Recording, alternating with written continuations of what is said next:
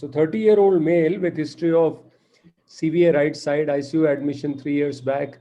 So matured HO. So the important thing is to tackle a matured HO and not a maturing HO, not an acute HO. That's the first message.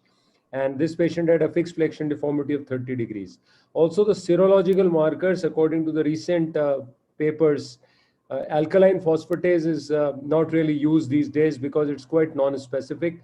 On the contrary, creatinine kinase and a high CRP indicate acute inflammatory response, though they are not very specific either.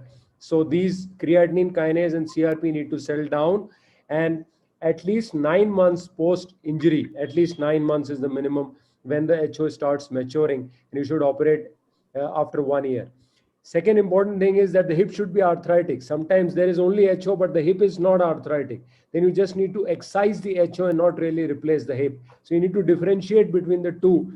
When there is just HO with a normal hip, and once there is a HO with the arthritic hip. So this is HO with a completely obliterated joint space, and this one needs treatment certainly. One needs to do a CT scan and also a CT angio to see the relationship of HO to the blood vessels and to the nerve, also MRI. So both CT angio and MRI all are required to plan your surgery, especially if the HO is anterior, it may be near the vessels. So one needs to be very careful with the anterior HO.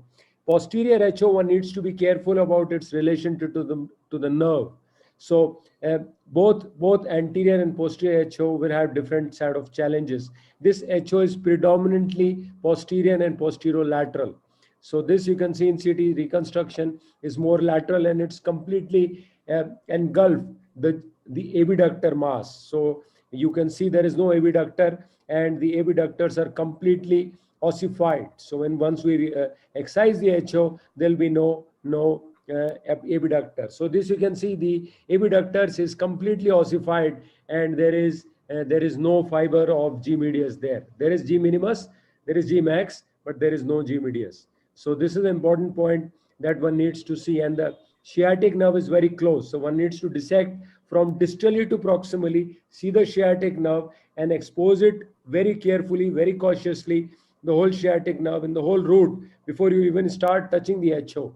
Otherwise, it will become a complete mess. So identify the sciatic nerve, dissect it carefully distal to proximal, and then excise the whole HO. So this is the whole bulk of HO, which is excised piecemeal.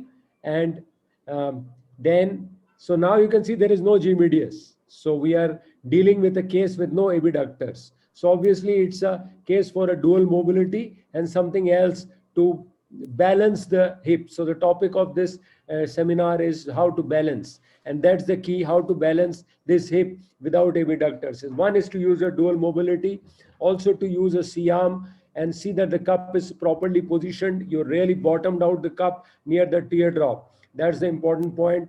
Check under C-arm and use a dual mobility to ensure to prevent instability. And second is to use a G-max flap. So the G-max, according to Whiteside, can be used, both the anterior and the posterior flaps, the musculotendinous areas can be used to reconstruct a flap, reduce the dead space, and take over the function of G medius. Not completely, but definitely partially. So this is the picture after the flap. You can see there is an anterior part of G-max, there is a posterior part of G-max. You elevate the musculotendinous area, make it work like G medius, and obliterate the dead space. That's the important part. And this is the technique of raising two flaps and then suturing it with non-absorbable sutures. And this patient, you can see after 6 months, has a positive trend in Elberg, but still the balance is well maintained. He can walk nicely, and he doesn't have any instability issue. Very similar 27-year-old patient with HO head injury 2.5 years back. Now this you can see is more inferior. The HO mass is more inferior and posterior. So posterior inferior, we have to be very careful of the sciatic nerve.